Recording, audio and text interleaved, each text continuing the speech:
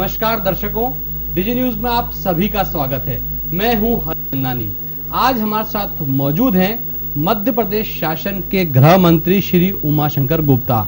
उमाशंकर गुप्ता विधायक हैं भोपाल में दक्षिण क्षेत्र के। उमाशंकर जी पहले 94 से 99 तक महापौर भी रहे हैं, उसके बाद 2 बार से वो मंत्री हैं और हमारे साथ मौजूद हैं बात करने के लिए हमारे स्टूडियो में, डिजी न्यूज के स्टूडियो में। गुप्ता जी आपका स्वागत है डिजी न्यूज में। धन्यवाद। सबसे पहली बात मैं जानना चाहूंगा, आप मध्य प्रदेश के गृह मंत्री हैं।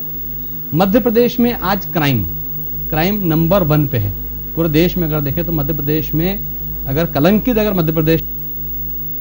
गुप्ता जी देखिए, हमने आने के बाद एक बात तय की और उस समय भी मुझे लोगों ने आगाह किया था कि हमने निर्देशित किया है कि हर मामलों की एफआईआर दर्ज होना चाहिए।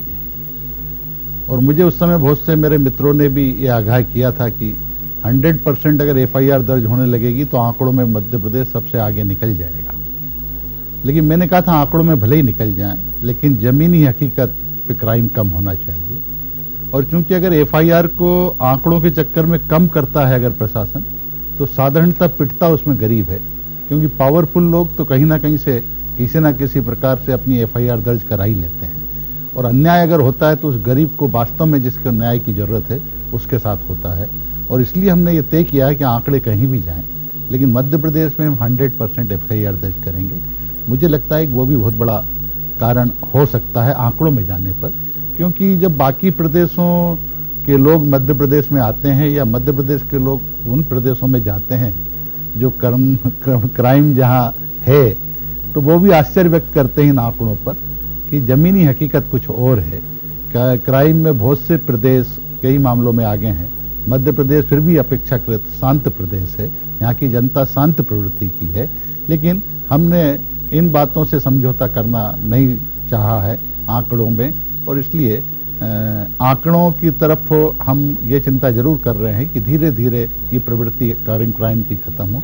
लेकिन इसका दूसरा पक्ष आप अगर देखेंगे कि क्राइम अगर हो रहे हैं और अगर रजिस्टर्ड हो रही है एफआईआर, तो डिटेक्शन के प्रतिशत में भी मध्य प्रदेश नंबर 1 पर है। और केवल डिटेक्शन के मामले में भी नहीं, जो हम कोर्ट में चालान पेश करते हैं तो कन्विक्शन का भी परसेंटेज आप देखेंगे तो उसमें मध्य प्रदेश नंबर 1 पर है। क्या लगता है गुप्ता जी, जो आपने ये फार्मूला अपनाया मध्य प्रदेश में कि हर व्यक्ति की एफआईआर होना चाहिए, भले आंकड़े बढ़ जाएं, क्या इसमें क्राइम कंट्रोल हो रहा है? आपका क्या एनालिसिस है? मुझे देखिए, उस समय क्या होता है कि अगर हम एफआईआर कम करें और आंकड़े उसके कारण कम हो जाएं, लेकिन जमीनी हकीकत वो नहीं होती और पिटता वो गरीब है, निसहाय व्यक्ति पिटता है जिस पर अत्याचार जुल्म होता है और कोई सुनवाई नहीं होती है। और इसलिए हमने कहा कि आप जो सत्य वो आने दीजिए, जितना अगर आ रही है एफआईआर उसको दर्ज करिए और उसका डिटेक्शन जल्दी करिए, न्याय दिलाइए, उसका फैसला जल्दी करिए। आप देख लेंगे आज मध्य प्रदेश में कहीं भी कोई वारदात होती है, कुछ 1-2 वारदात आप छोड़ दीजिए, तो बाकी सबका डिटेक्शन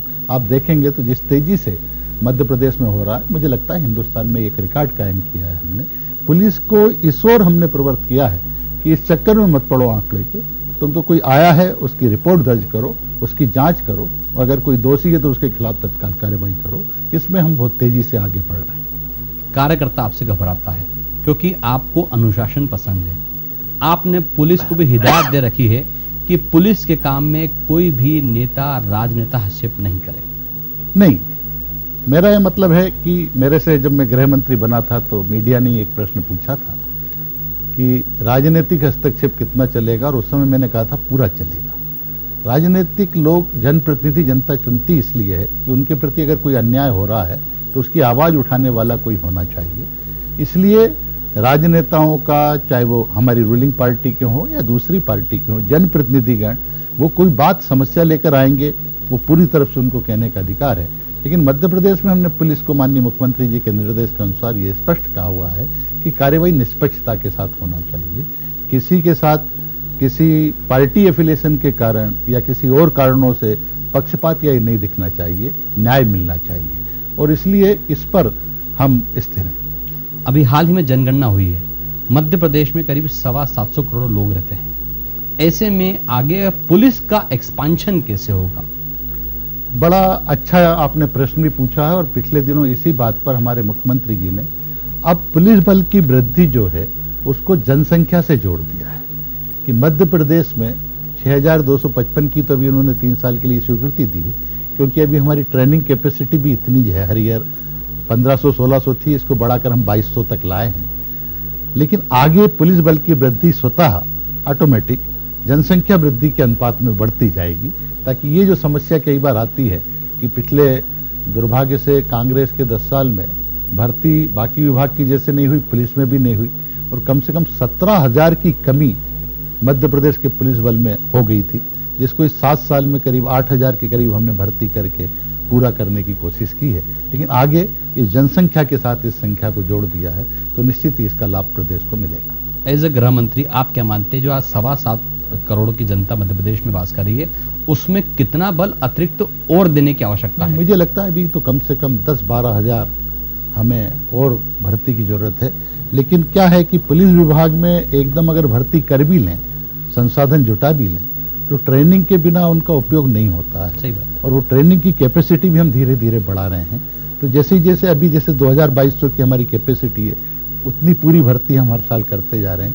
ये कैपेसिटी हमारी जैसी बढ़ेगी तो भर्ती का संख्या भी हम बढ़ाते जाएंगे, और उस गैप को धीरे धीरे जल्दी से पूरा करने की कोशिश करेंगे, ताकि जितना, मेरा ये कहना है कि हम केवल अधिकारी कर्मचारी को ही दोष देते रहें, और जैसा आपने कहा कि जनसंख्या जिस तेजी से बढ़ रही, जितनी आवश्यकता बढ़ रही है, उतना बल और संसाधन उपलब्ध नहीं कराएं, तो ये उनके प्रति भी न्याय नहीं होता है। और कई बार आप देखते होंगे कि पुलिस थाना ही ऐसा है जहां कभी ताला नहीं लगता है। देव स्थानों में भी ताले लग जाते हैं, लेकिन 24 घंटे खुला रहने वाला, और कई बार बल की कमी के कारण 24 घंटे निरंतर ड्यूटी अधिकारी कर्मचारियों को करना पड़ती है।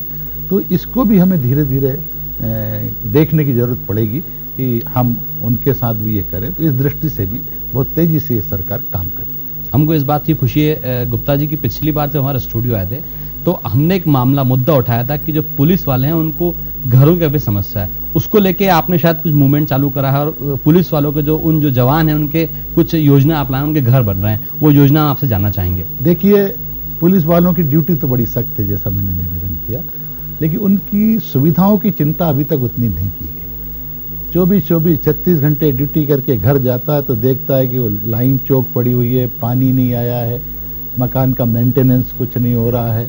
तो एक तो मेंटेनेंस की समस्या थी, और पुलिस बल को मकान का परसेंटेज बहुत कम था। तो इसलिए जैसा आपने कहा, उस समय मैंने आपसे वायदा किया था, और माननीय मुख्यमंत्री जी ने कृपापूर्वक हमें 20,000 मकान बनाने की स्वीकृति दी है। 10,000 हम हुडको से लोन लेकर बना रहे हैं, 2,500 की सैंक्शन भी हमारे पास आ गई है, और वो काम जल्दी शुरू हो जाएगा। और 10,000 को जहां हमारे पास प्राइम लोकेशन की जगह पड़ी है, वहां पीपी मॉडल में भी हमने बनाने की योजना बनाई है, उस पर भी काम चल रहा है।